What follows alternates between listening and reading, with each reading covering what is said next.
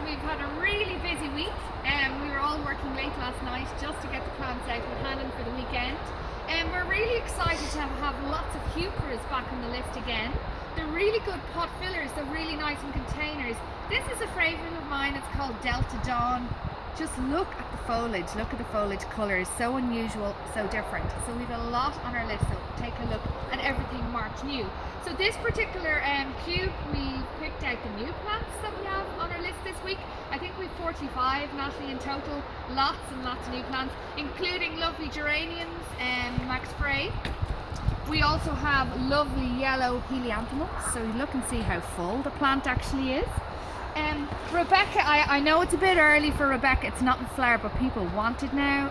So lots and lots of perennials, including Mystical Illusion, lovely dark foliage, nice new dahlia label you can see there with the icons.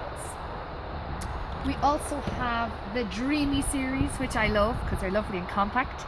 Again, a nice new label selling the unique benefits of the plant. This is a lovely fragrant Nemesia, lovely colours there. With the increase in temperatures this week, we've been fortunate to see everything jumping out of it.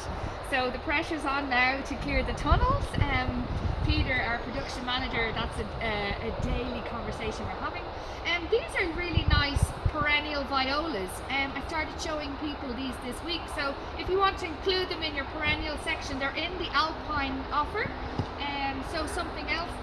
I'm really excited about orange jeans, as you probably remembered from last week's video. But this one is totally tangerine and it's just gorgeous. I love it. It's more vigorous and taller than the dwarf one I